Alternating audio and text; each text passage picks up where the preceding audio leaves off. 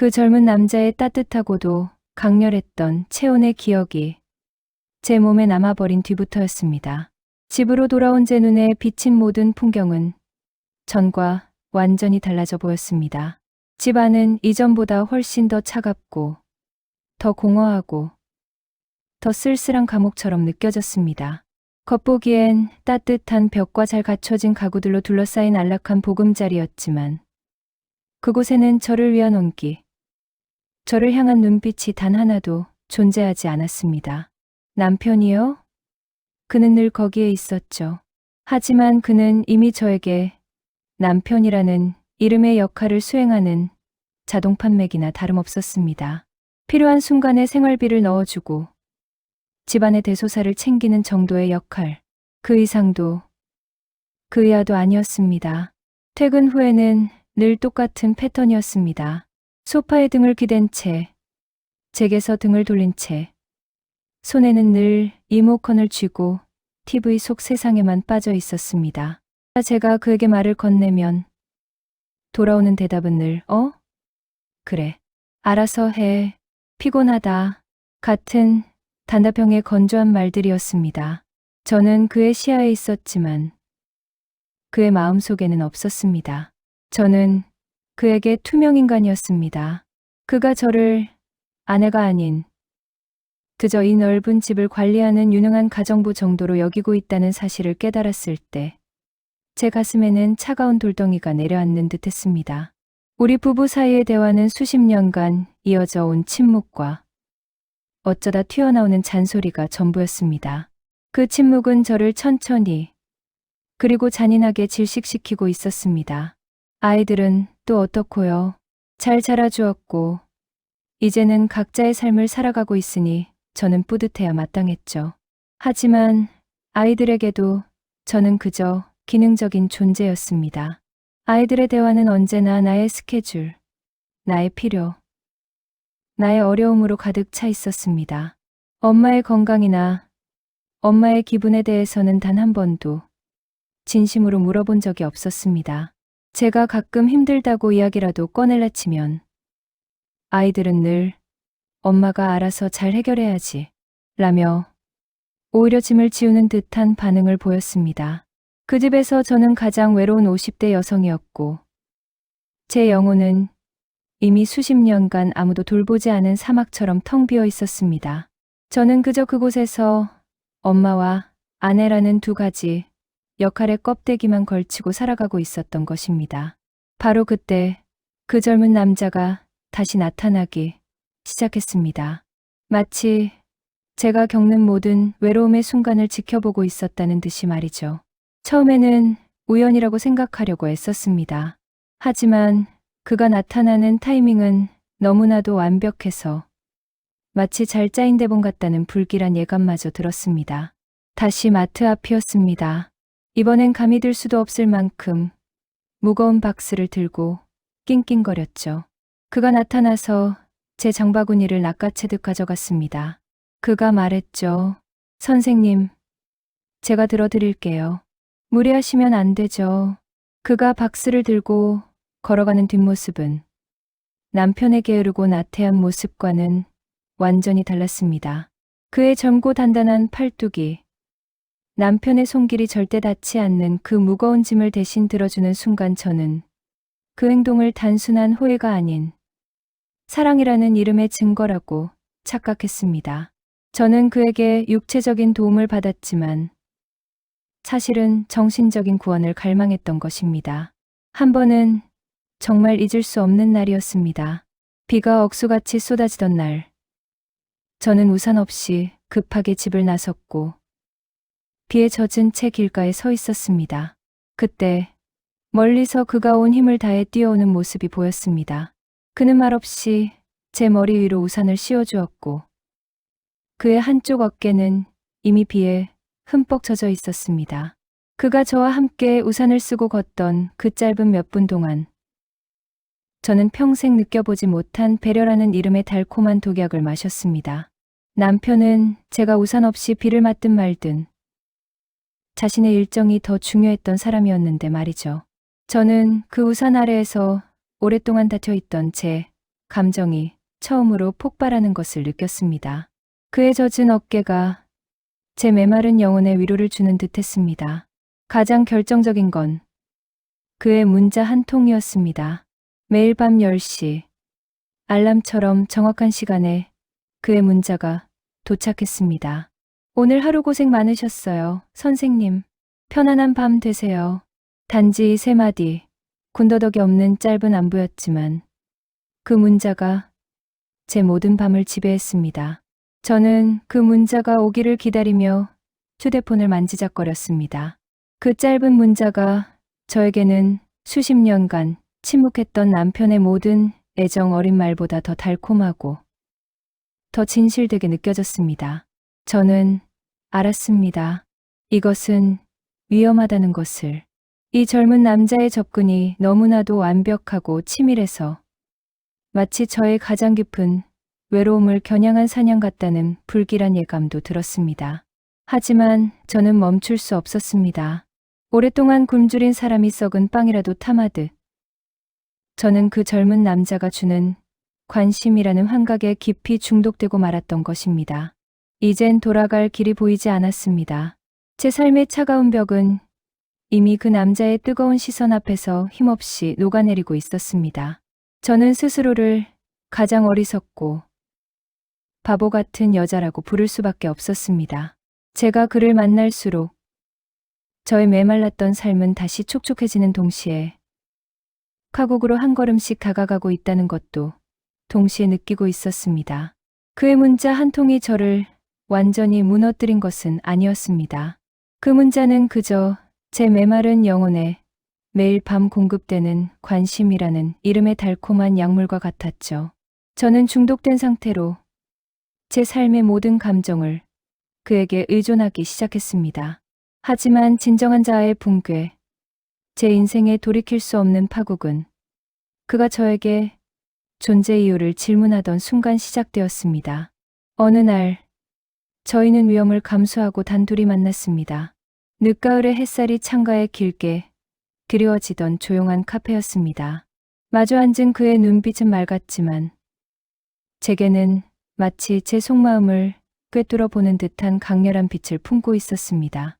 저희는 가족 이야기, 날씨 이야기, 시시콜콜한 이야기를 나누었지만 그의 질문은 늘 전곡을 찔렀습니다. 그는 문득 커피잔을 내려놓고 제 눈을 똑바로 바라보며 말했습니다. 선생님은 단지 누구의 아내, 누구의 엄마이기만 한 분은 아니잖아요. 저는 선생님에게서 특별한 빛을 봐요. 그의 목소리는 나지막했지만 그 말은 제 귀에서 마치 천둥소리처럼 울려 퍼졌습니다. 제가 평생 듣고 싶었지만 단 한 번도 누구에게도 들어보지 못했던 말이었습니다. 그리고 그는 제게 결정적인 한마디를 던졌습니다. 이젠 조금 저 자신을 믿어보셔도 되지 않을까요? 그 순간 제 심장이 멈추는 줄 알았습니다. 그 말은 단순한 위로가 아니었습니다. 그것은 수십 년 동안 굳게 닫혀있던 제 자아의 껍데기를 깨부수는 망치였습니다. 저는 50년 동안 남편과 아이들의 그림자처럼 살았습니다. 아내 역할, 엄마 역할이라는 무거운 갑옷 속에 갇혀 저 이름 속 자가 가진 의미는 완전히 잊고 살았죠.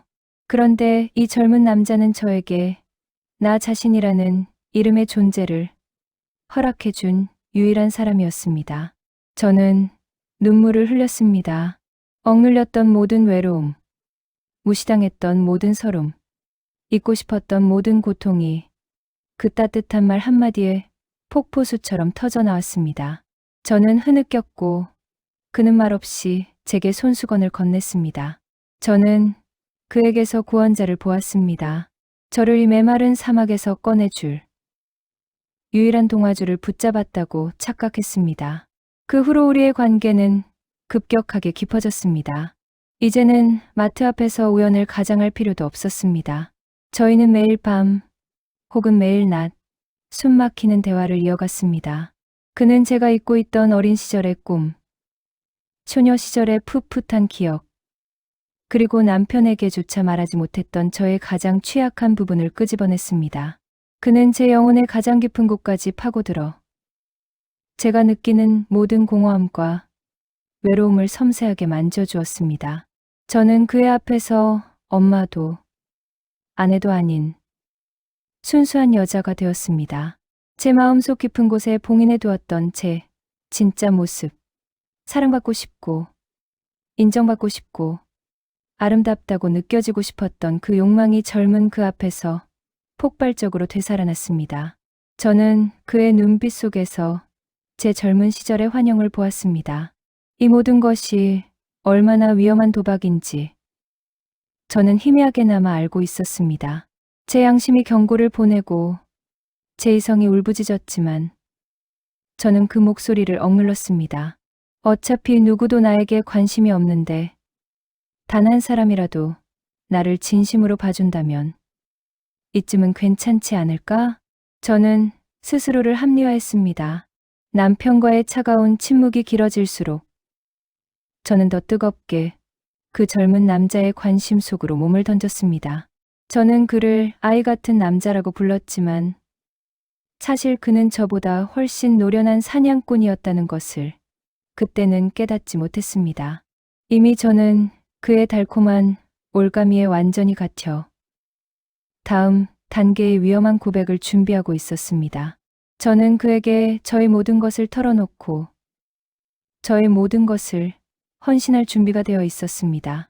이 관계의 끝이 어디인지도 모른 채 저는 파국을 향한 롤러코스터에 이미 탑승하고 말았던 것입니다.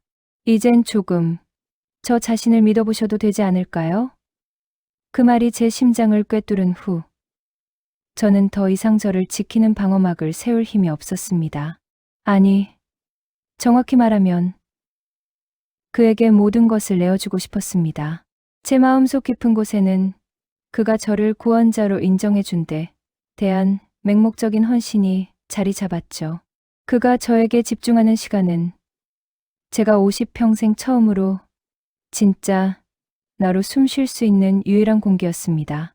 우리의 만남은 이제 단순한 위로의 수준을 넘어섰습니다.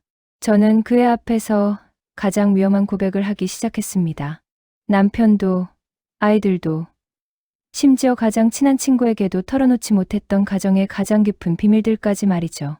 남편의 차갑고 무시하는 태도, 아이들이 저를 어떻게 대하는지, 그리고 우리 집의 경제적인 상황에 대한 불안정함까지 저는 제 삶의 밑바닥을 드러내듯 그에게 속삭였습니다.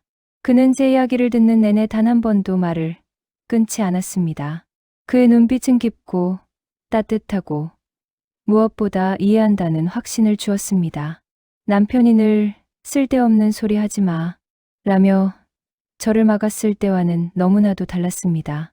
저는 그의 앞에서 어린아이처럼 울고 웃으며 제 상처를 해부했고 그는 그 상처 하나하나를 소중히 다루는 듯한 태도를 보였습니다. 저는 그 순간 제가 진정한 사랑을 받고 있다고 믿어 의심치 않았습니다. 하지만 돌이켜보면 위험 신호는 분명히 있었습니다. 제가 남편의 사업 이야기나 집안의 재정 상황에 대해 언급할 때마다 그의 눈빛은 잠시 동안 묘하게 번뜩이는 것을 느꼈습니다. 그 번뜩임은 사랑이 아니었습니다. 그것은 마치 정확한 정보를 확인하려는 듯한 차갑고 계산적인 빛이었습니다. 저는 그 순간 제 심장이 멈춰야 해라고 외치는 것을 분명히 들었습니다. 하지만 저는 이미 너무 깊이 들어와 있었죠. 관심이라는 환각에 중독된 저는 그 경고음을 외면했습니다. 그의 모든 행동이 저를 위한 것이라고 믿고 싶었습니다. 저는 그에게 저의 가장 취약한 패를 보여주고 말았습니다. 제 명의로 되어 있는 숨겨진 작은 부동산 이야기, 그가 모아둔 비상금의 액수, 그리고 남편이 최근 사업 문제로 스트레스를 받고 있다는 비밀까지 저는 이 모든 정보를 그에게 헌납했습니다. 제가 가진 모든 것을 털어놓음으로써 그가 저를 더 이상 떠나지 않으리라 믿고 싶었던 것입니다. 저는 그에게 돈을 바친 것이 아니라 저의 존재 가치를 확인받기 위한 희생 제물을 바친 것이었습니다. 그가 저에게 선생님은 정말 강인하고 대단한 분이세요. 하지만 이제는 저에게 기대세요. 라고 말했을 때 저는 완전히 무너졌습니다. 강인하다는 인정과 기대라는 보호는 제가 남편에게서 평생토록 갈망했던 것이었습니다. 저는 그에게 정신적으로 완전히 예속되었습니다. 그의 말 한마디, 눈빛 하나에 제 하루의 감정이 결정되었죠. 저는 그 젊은 남자가 가진 아이 같은 순수함을 사랑한다고 착각했습니다. 하지만 돌이켜보니 그것은 순수함이 아니라 가면이었습니다. 제 삶의 모든 세부 사항, 제가 건넨 모든 사적인 정보는 그의 치밀한 사냥을 위한 완벽한 먹잇감이 되었던 것입니다. 저는 그에게 제 비밀도, 제 흔들림도, 제 미래까지도 모두 맡겼습니다. 하지만 여러분, 저는 몰랐습니다. 제가 그에게 모든 것을 내어준 이 헌신적인 행동이 저의 가정을 파괴하고 저를 나락으로 떨어뜨릴 가장 치명적인 덫이 될 줄은 말입니다. 이제 남은 것은 단 하나의 단계였습니다. 제가 가진 모든 것을 그에게 실질적으로 건네는 단계. 그리고 그 단계 끝에는 상상조차 할 수 없었던 끔찍한 진실이 저를 기다리고 있었습니다. 사달락에서 말씀드렸듯이 저는 그 젊은 남자에게 제 모든 비밀과 취약한 정보, 심지어 숨겨둔 비상금과 부동산 정보까지 털어놓았습니다. 저는 그것이 사랑의 헌신이라고 믿었습니다. 하지만 그에게 남은 것은 단 하나의 단계, 즉 실질적인 대가를 받아내는 것이었죠. 그가 저에게 마지막으로 부탁했던 날, 저는 아직도 그날의 햇살을 기억합니다. 그는 여전히 순수하고 걱정스러운 눈빛으로 말했습니다. 선생님, 지금 남편분 사업이 너무 위험해요. 이대로 두면 선생님의 작은 비상금마저 위태로워질 수 있습니다. 제가 안전한 곳에 잠깐 옮겨둘게요. 저를 믿으시죠? 그의 목소리는 너무나 절박했고 저를 염려하는 진심이 담겨 있는 듯했습니다. 저는 망설였습니다. 제 이성의 마지막 조각이 멈춰야 한다고 외쳤지만 제 마음은 이미 그에게 정신적으로 완전히 예속된 상태였습니다. 저는 그에게서 구원받고 싶었습니다. 제가 가진 모든 것을 잃더라도 이 젊은 남자가 저를 보호해 줄 것이라는 맹목적인 믿음에 사로잡혔습니다. 결국 저는 그에게 제 명의의 부동산 매매 서류와 비상금 전액이 담긴 통장을 건네주고 말았습니다. 제 삶의 마지막 안전장치를 그의 달콤한 거짓말에 대한 대가로 바친 것입니다. 통장을 건네는 순간 제 손이 떨렸습니다. 하지만 그는 제 손을 잡아주며 제가 선생님을 지켜드릴게요. 라고 속삭였습니다. 저는 그 순간의 떨림이 두려움이 아니라 해방감이라고 착각했습니다. 남편과 아이들에게서 벗어나 오직 그와 함께 새로운 삶을 시작할 수 있다는 환상에 빠져 있었습니다. 하지만 그게 마지막이었습니다. 통장과 서류를 받은 그는 제 앞에서 마지막으로 환하게 웃어 보였습니다. 그리고는 잠시 일이 있어서 라는 짧은 말을 남기고 사라졌습니다. 저는 그를 기다렸습니다. 1시간, 2시간 그리고 하루, 이틀. 그의 전화는 꺼져 있었고 문자는 읽지 않은 상태였습니다. 제 머릿속에서 비로소 차가운 현실이 번개처럼 번쩍였습니다. 저는 온몸에 피가 식는 듯한 공포를 느꼈습니다. 저는 곧장 경찰서로 향했고 제 통장의 잔고를 확인했습니다. 잔고는 0원. 그가 안전한 곳에 옮겨두겠다던 제 모든 돈은 이미 단 며칠 만에 깨끗하게 인출된 상태였습니다. 저는 그 젊은 남자에게 사랑을 바쳤지만 그는 저에게 치밀한 계획을 실행했을 뿐이었습니다. 경찰의 수사가 시작되었고 저는 마침내 그 남자의 충격적인 정체를 알게 되었습니다. 그는 저의 외로움을 이용해 재산을 갈취하는 전문적인 제비 또는 꽃뱀이었습니다. 그는 저처럼 외롭고 남편과의 관계가 소원하며 숨겨진 비상금을 가진 50대 여성들을 전문적으로 노리는 사냥꾼이었습니다. 제가 그에게 털어놓은 모든 가정 비밀과 경제 정보는 사냥감을 잡기 위한 완벽한 미끼가 되었던 것입니다. 이 파국은 저의 가정까지 집어삼켰습니다. 남편은 저의 배신과 재산 손실을 알고 분노했고, 아이들은 저를 가정을 파탄낸 어리석은 여자로 낙인 찍었습니다. 수십 년간 쌓아올린 저의 명예는 한순간에 무너졌고, 저는 사랑도, 돈도, 가족도 모두 잃었습니다. 제가 그토록 벗어나고 싶었던 외로움은 이제 비극적인 고독이라는 이름으로 저를 더욱 깊이 옥죄어 왔습니다. 저는 오늘 이 모든 것을 털어놓았습니다. 젊은 남자의 달콤한 말 한마디에 제 모든 것을 내어준 바보 같은 저의 이야기를 말입니다. 저는 지금 차가운 벽만 있는 이 세상에 홀로 서 있습니다. 여러분, 당신이라면 이 상황에서 어떻게 하셨을까요? 당신이라면 저의 외로움을 이해해 주실 수 있을까요? 아니면 저를 자업자득이라 비난하실까요? 제가 겪은 이 비극이 혹시 당신의 삶 속에도 숨겨진 위험은 아닐까요? 저는 다음 영상에서 이 모든 사건 이후 남편과 아이들이 저에게 보인 반응과 제가 이 지옥 같은 상황을 어떻게 견뎌내고 있는지에 대해 더 자세히 이야기하려 합니다.